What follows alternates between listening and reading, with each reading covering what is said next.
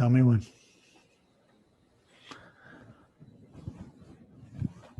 Good afternoon. On behalf of the Luzerne Foundation Board, staff, and our fellow Millennium Circle members, welcome. Welcome to the Millennium Circle virtual event. I'm Charles Barber, President and CEO of the Luzerne Foundation. Since this pandemic has changed our lives, it is incumbent upon us to find creative ways to accomplish our work, and hopefully this will work satisfactorily for all of you. If you're joining us virtually today, we thank you for your participation. This is our first time hosting a sizable virtual gathering like this, and we're nervously excited, yet delighted to be among our special friends. We have 5 stellar finalists that you will hear from in just a bit, each of whom serves our community needs sacrificially, but until then, please allow me to talk a bit about the Millennium Circle Fund of the Luzerne Foundation. The Millennium Circle is a component fund of the foundation. It is one of over 350 funds within the foundation. As a reminder, the mission of the Luzerne Foundation works to enhance the lives of Luzerne County residents by evaluating and addressing community needs through strategic grant making, promoting responsible philanthropy, and connecting donors to causes that matter to them. We do this by encouraging donors to make effective charitable decisions, growing the foundation's unrestricted assets, listening to the needs of donors, nonprofits, and our community as a whole, and collaborating to support the creative solutions.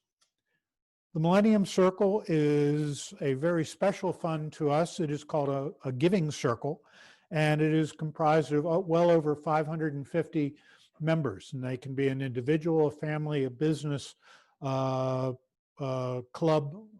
any type of group. And since its inception in 2001, the Millennium Circle Fund has awarded $389,000 in grants. Thank you, Millennium Circle members. The Millennium Circle past recipients, as you can see in this list, range from Rob Armstrong and Follow Your Dreams, to Luzerne County Drug and Alcohol, to Ruth's Place, to the Hope Center, and just last year, the CASA of Luzerne County won our $25,000 grant. As I say, in 2019, Millennium Circle grant recipient was CASA, and we would like to make a special, we invited John Azakovich, the executive director of CASA, to make a special presentation. Unfortunately, he could not join us today, but he did record the following thank you message to our members for the assistance that we were able to provide them.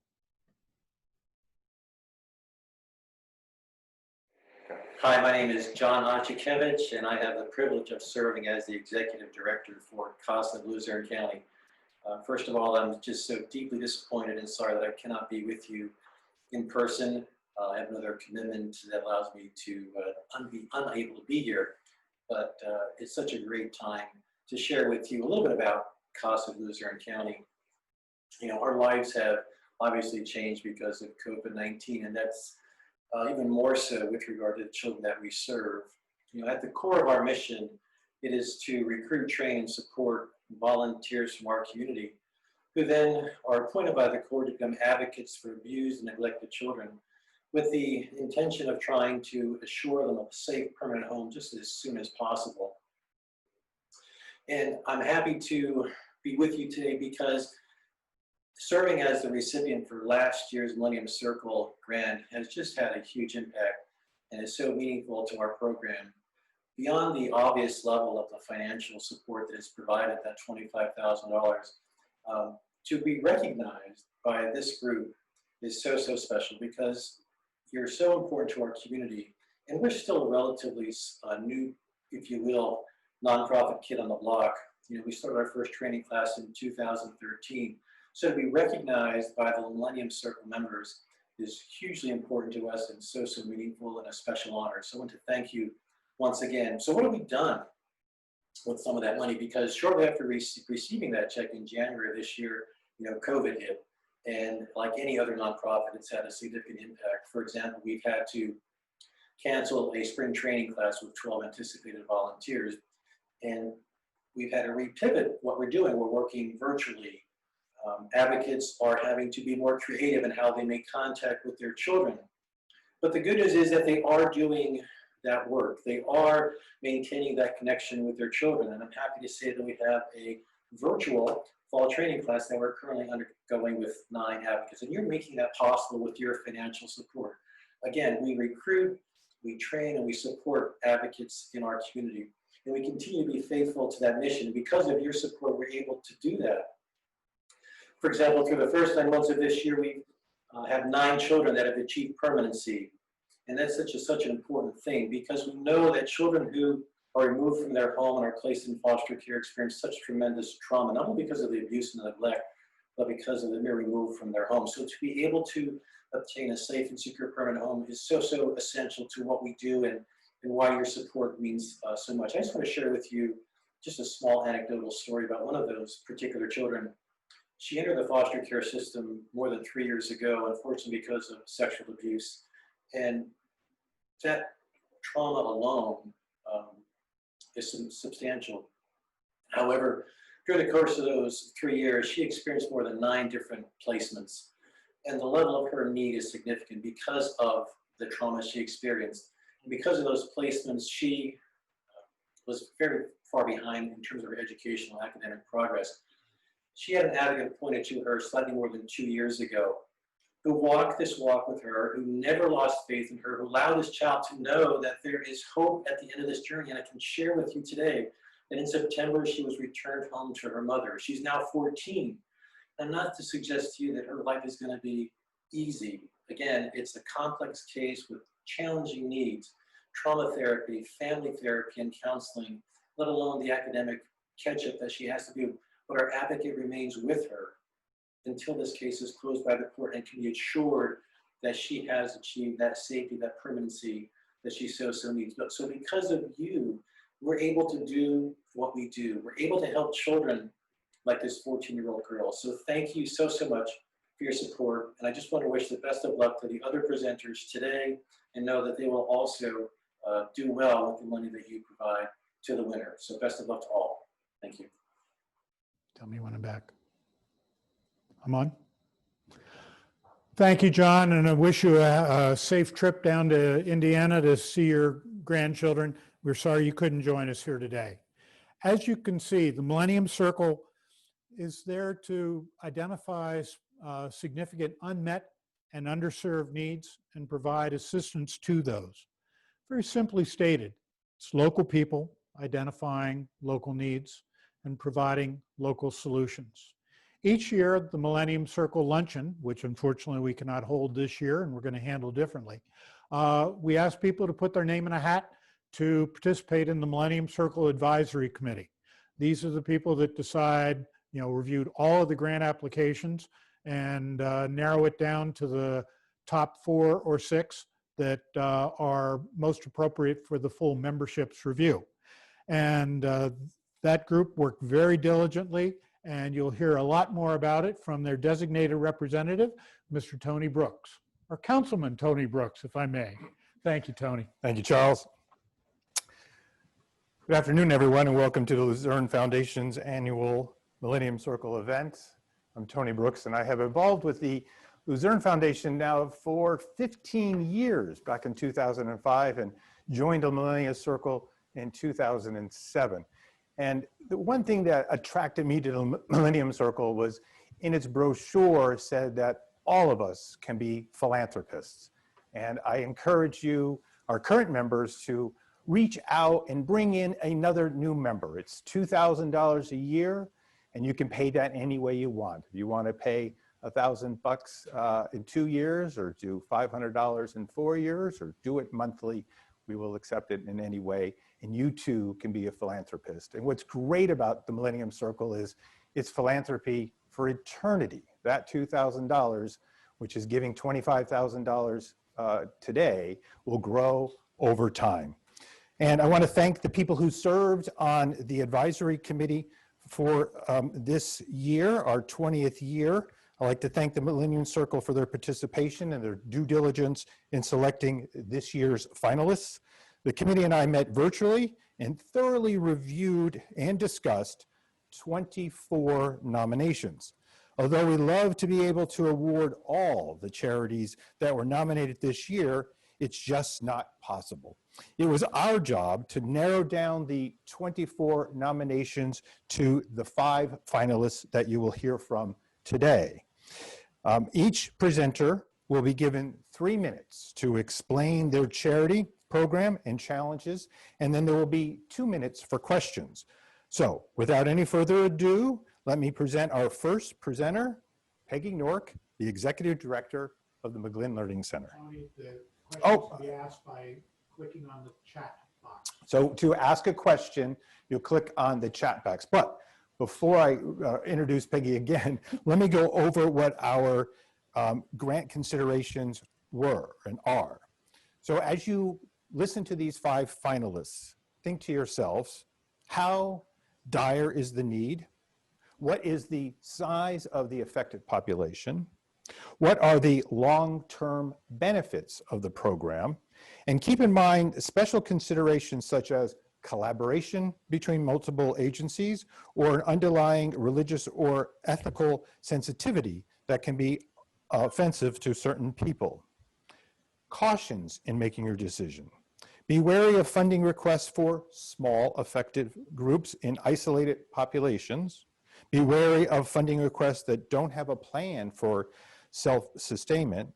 Will the magnitude of the funding make a significant impact and prove the need? And be wary of funding requests that are for general funding, annual campaigns, or capital campaigns. Now, with those rules, we'll start with the 5 finalists, and I introduce again Peggy Nork, the Executive Director of the McGlynn Learning Center. Thank you. Thank you, Tony. And thank you, everyone, for this opportunity today. The McGlynn Center serves children and families who live in poverty, and our after-school and summer programs serve approximately 125 children from 75 plus families each year, and we provide our services at no cost.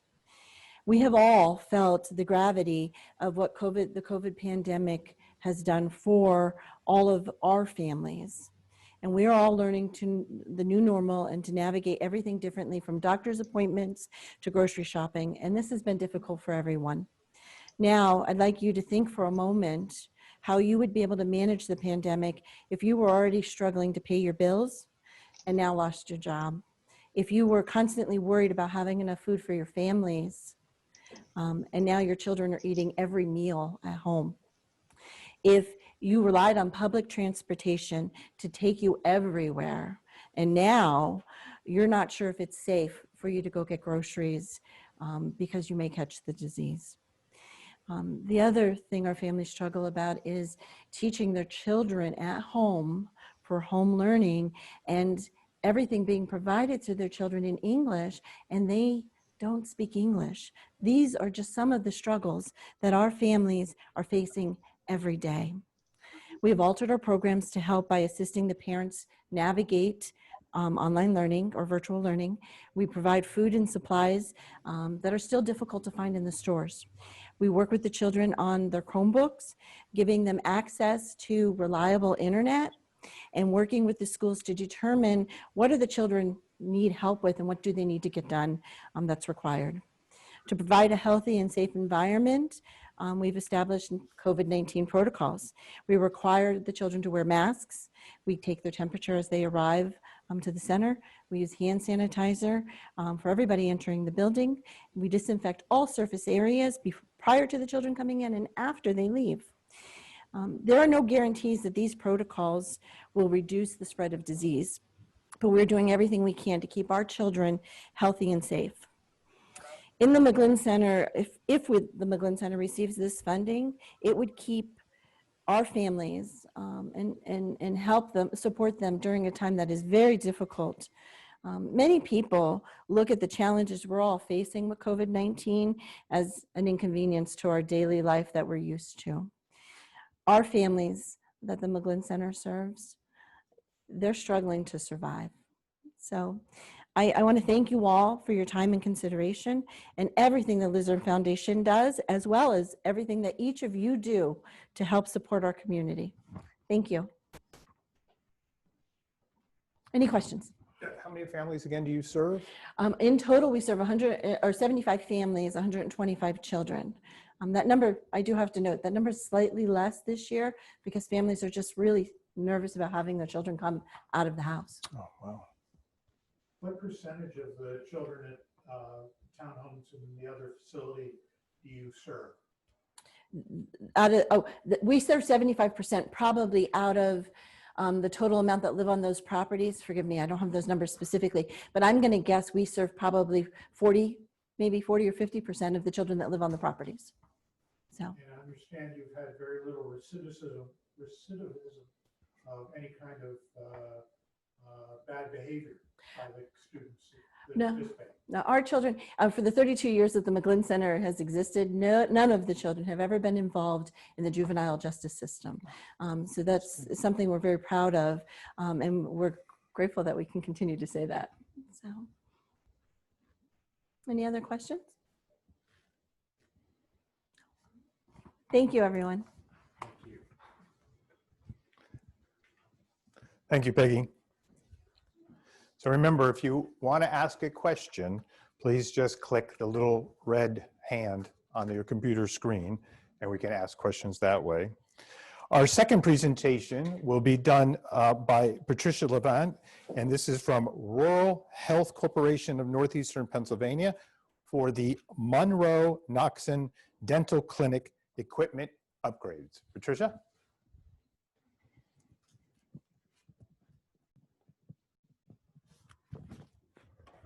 Thank you.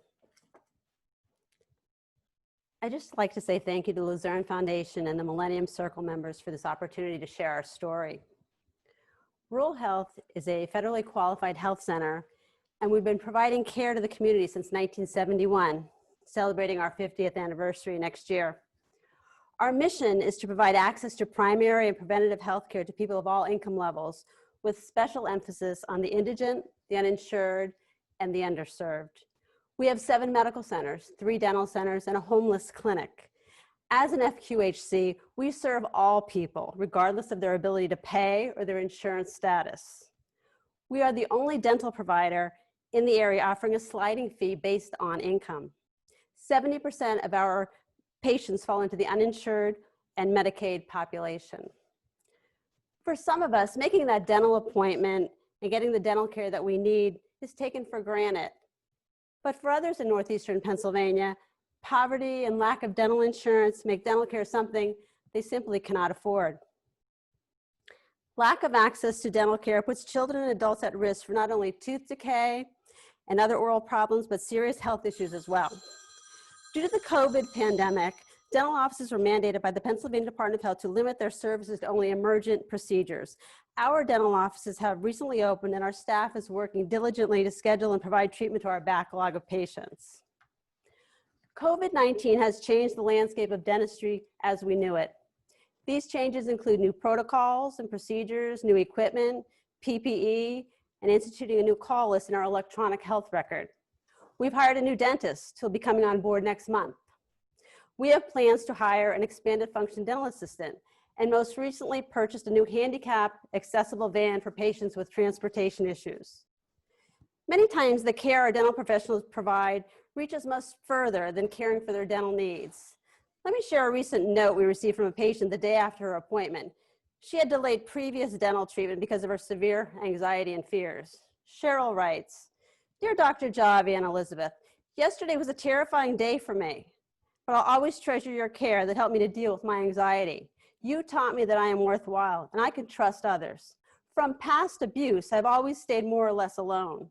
You've given me the courage to reach out to others, and though it won't be easy, I'll always remember that indeed people can be a part of my life and I'm not alone. You've given me a wonderful gift that I don't need to stay home, but can make friends be a part of my life." So as you can see, this critical dental funding will make a difference in so many ways that you may never have imagined. For Cheryl's sake, we took care of her dental needs, eased her anxiety, we boosted her self-esteem, and we may well have saved her life. Thank you. Questions? So if you're awarded this grant, how many people will you help? We serve close to 5,000 patients within our 3 dental centers. So this will help us to upgrade some equipment that's non-repairable and outdated and help us to continue our mission to serve the uninsured and the underserved. One of our members is asking why the focus on dental care. How is that a particular, indicator of future health? Why we've selected dental care? Definitely, we do a needs assessment, and we certainly provide that care in rural areas, in medically underserved areas. So those patients that live in those communities may not have access to get that care. So because we are placed in those areas, we felt that it was vital to make sure that we provide that care in their geographic location so they can make it convenient for them to receive the care they need. So the care will be provided not just at Knoxon, but at the other facilities? Knoxon, yes, Knoxon Dental, Freeland, and Nuremberg, a little bit south of Hazleton. So definitely. Any questions?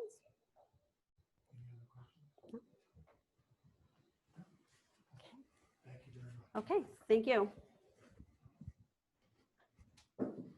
Thank you, Patricia. Our third presentation is from Volunteers in Medicine for Clinical Support, and our executive director is Kelly Rinaldi. Kelly?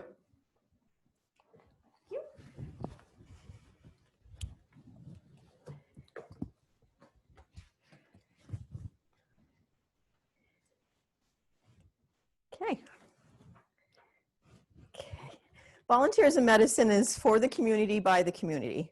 VIM is a very unique nonprofit in that we are truly a free clinic. We are not federally qualified center, and we do not charge for services.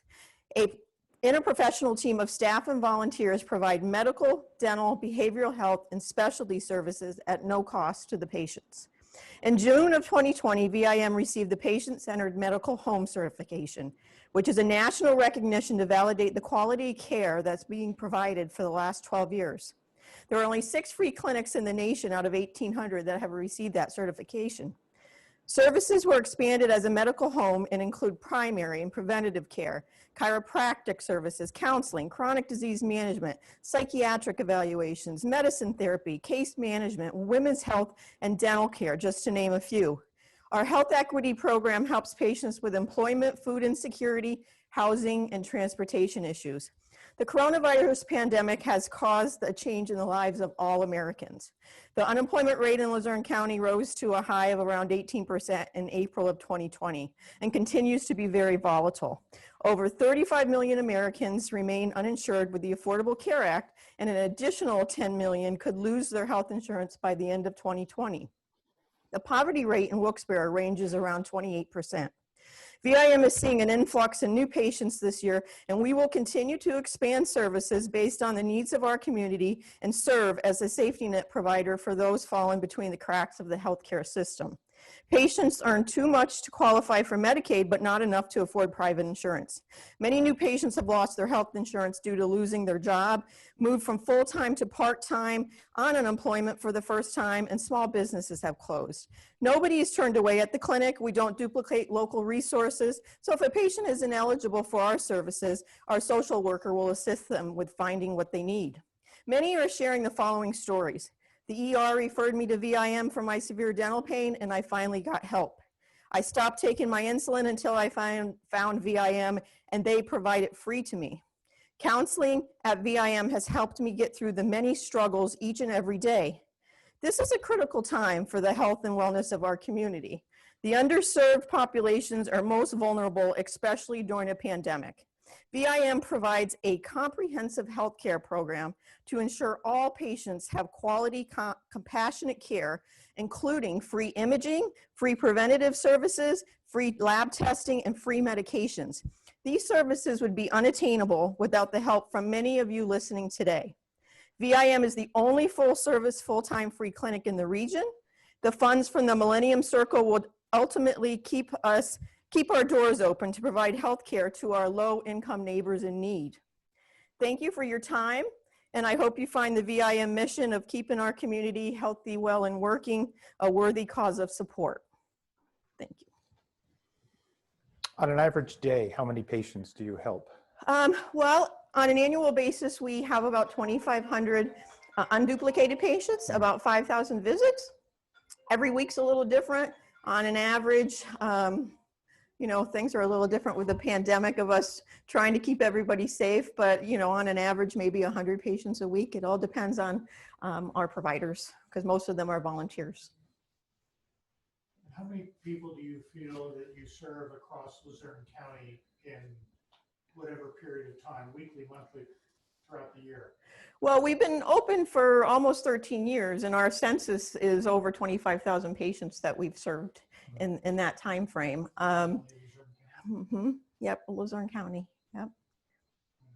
Yep. So yeah, on an annual basis, it's about 2,500 new patients a year. So, yep. Any other questions? Thank you very much. Thank you.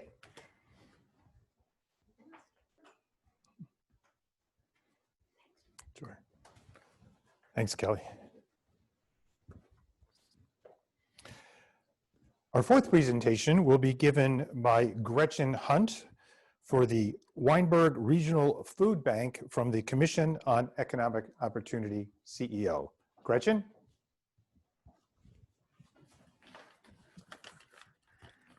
Thank you very much. And good afternoon, everyone. 5 years ago this month, CEO presented the issue of childhood hunger to the Millennium Circle. And 5 years ago, the Millennium Circle selected CEO in the first ever tie and funded the expansion of our backpack program. As a food bank, we delivered on our promise to fight childhood hunger. We expanded the backpack program and the children's produce market, and we now have partnerships with nearly every school district and many childcare centers and youth programs in the county. But COVID has changed everything, including that I'm standing in front of you wearing a mask today. CEO's Weinberg Regional Food Bank has seen an increase of more than double the demand for food over the past several months. In just one quarter, from April to June, the food bank provided 249% more food to hungry households in Luzerne County than during the same time frame in 2019. More than 277,000 individuals have received food assistance since March, when the COVID food relief distributions began.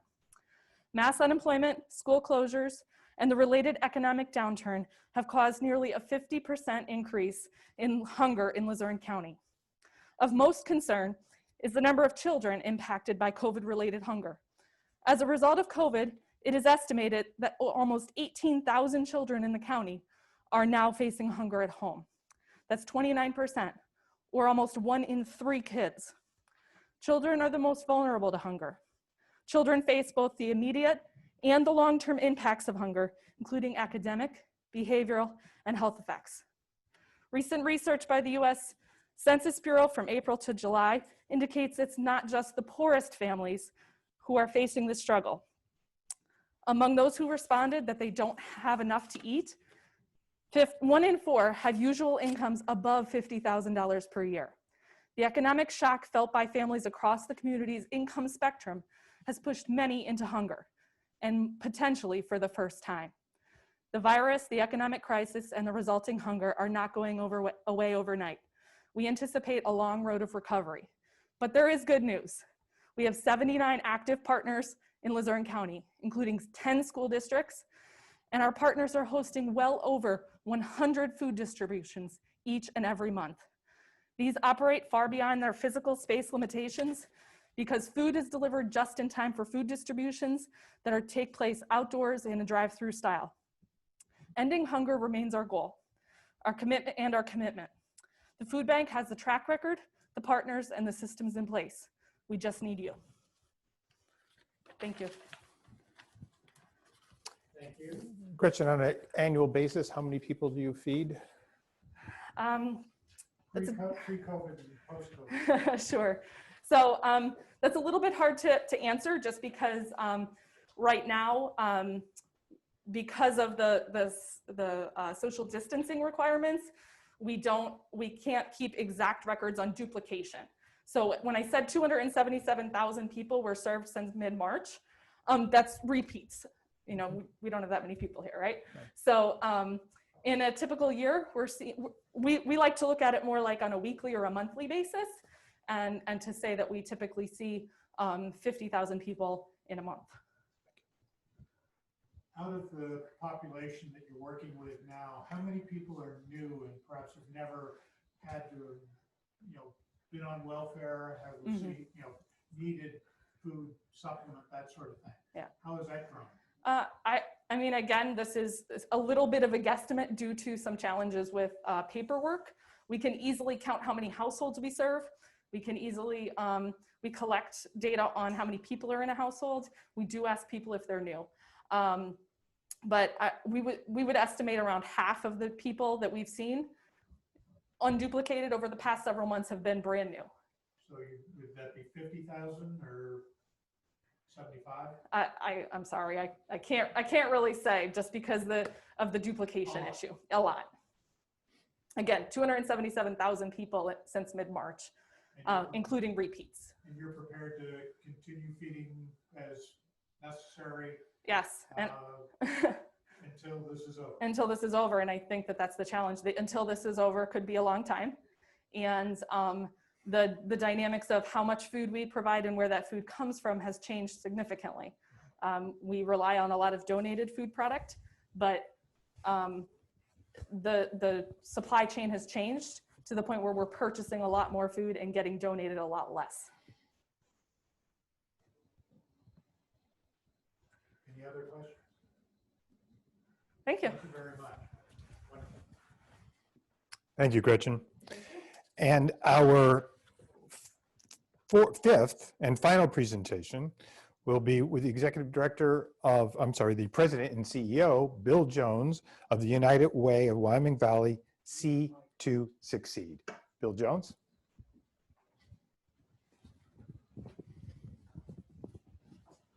Ready? You are. Okay. Hi, everyone. Many of you already know that over the past 5 years, our United Way has fundamentally changed how we serve the community. We are focused on the issues of childhood poverty and have created more than a dozen new initiatives and formed a number of new partnerships with many local school districts to help at-risk children. Of all of our initiatives, I am super excited to talk about our newest one, See to Succeed. It has the potential to change lives. Every year, every student in every school district needs to be tested for vision. Last year, of the 7,300 kids in the Wilkes-Barre School District, we learned that 702 students did not pass the vision screening test. There's nothing alarming or unexpected about that number because roughly 10% of all children need glasses. What is alarming is that of the 702 students, only 16% received follow-up care and the glasses that they needed. This means that 84%, 588 children, did not get the glasses they needed. This is tragically sad. Many of us who wear glasses know how hard it is to learn, to read, or navigate life without them. Almost every teacher recognizes this as a significant problem, and it often leads to learning or behavior problems, and in many ways can truly limit a child's potential. The good news is that for most children, this is a problem that can be fixed. The United Way has partnered with the Wright Center for Community Health to pilot a rotating eye clinic from building to building in the Wilkes-Barre School District. If kids can't get to the eye doctor for whatever reason, See to Succeed will bring the doctor to them. While COVID-19 has certainly challenged our scheduling, our goal is to provide a comprehensive eye exam to any child who did not pass the screening last year or the screenings when they happen this year. If glasses are required, students will have a variety of frames to select from, and within 2 weeks, the eye doctor will return to the school to fit the student with their glasses. Think about how powerful and immediately impactful that will be. If a family has insurance, insurance will be billed. Yet, of all the parent consent forms that we collected last March, 69% of the families did not have insurance. This is alarming as well and helps explain why so many needs are going unmet. I truly believe Seed to Succeed will be a game changer. If the United Way is successful, 100%, every penny of this grant will go to cover the cost for uninsured children. Thank you for your consideration and for helping more kids reach their potential. Bill, again, how many children will this help? With parental consent, we think the number could be upwards around 500 kids every year. And what's very cool, the intent by the Rice Center is after we pilot this program, if they could scale it to more school districts, it's going to help more kids. This is a pilot program, and you're starting in Wilkes-Barre Area School District, Right. correct? Right. What would be your next school if you were to speculate? That is speculation. We would have to be working with the Rice Center because they are the key partner, in doing this. But any number of the schools between Wyoming Valley West, Hanover, Nanticoke, they all have levels of poverty that need support. Any other partners that you're working with in addition to the Rice Center? Well, they are contracting with, the doctors and the optician to get the eyeglasses. So they have a whole network to make this happen. Great. Well, thank you, everybody. Thank you. Thank you, Bill. Good. Tony, Okay. do whatever, wrap up. Thank you, Bill. So there you have it, our 5 presenters for this year's $25,000 Millennium Circle grant. Again, they're in the United Way of Wyoming Valley Seed to Succeed, Commission on Economic Opportunities, the Weinberg Regional Food Bank, Volunteers in Medicine for clinical support, the Rural Health Corporation of Northeastern Pennsylvania, Monroe Knoxon's dental clinic equipment upgrades, and the McGlynn Learning Center for center supplies, family needs, and internet upgrades. Again, I'd like to thank the members of the Millennium Circle Advisory Committee and all members of the Millennium Circle. Please reach out to your friends for $2,000 in any way you can pay it to the Millennium Circle at the Luzerne Foundation. You will be a philanthropist for eternity. Now, Charles Barber will explain the voting procedures. Charles? Thank you, Tony. Fist bump, whatever. You did a great job. Thank you very much. And certainly thank you very much to the Millennium Circle Advisory Committee. Hopefully all of you can appreciate these finalists. You want to give them all $25,000. Quite frankly, we had 24 applicants and we wanted to give $25,000 to each one of the applicants. But of course, those resources were not available. So it is your responsibility now to vote. Each charity would like to see the which charity would you like to see to receive the $25,000 vote? Millennium Circle members, please click on the vote online. If you are online now, you should see the button. Our webmaster is telling us that it should be very visible to you. And there's also the page next. You'll see that we are actually asking you to vote for only one organization instead of previously where it's 1, 2, 3, 4, 5, whatever. We just want you to click on that one organization that you feel has the greatest priority for the Millennium Circle Fund this year. Very simple and straightforward. The Luzerne Foundation will tabulate the results and be able to announce the 2020 Millennium Circle Award recipient later on today. So look on your email, and Facebook will probably be posting it within an hour or two. We have to check names, and like voting, we're going to have to do on Tuesday next week. So please do that, and we will be tabulating the results as quickly as possible. If you also remember now, stepping on from voting, we encourage you to consider participating in the 2021 Millennium Circle Advisory Committee. If you remember, we typically have a hat that's passed around. You put a slip of paper in and say you can do it. If you were on this year's committee, Tony, sorry you can't do it again, so you got to skip a year. But if you have not participated in this year's committee, but would like to participate in the Millennium Circle Advisory Committee, please email Donna at luzfdn.org by Friday, October 30th at 5 o'clock. Millennium Circle, as I say, 2020 Advisory Committee members are ineligible. We will place all entries we receive in a hat, literally, and have a drawing Monday morning. Winners will be announced on Monday. Good luck. We need your help. We need your participation. The Millennium Circle works only because of participation of members like you. So thank you for your participation. Thank you for your time and energy today. It's been very different from all of us with this virtual event, but hopefully you found it to be informative, useful, and time effective.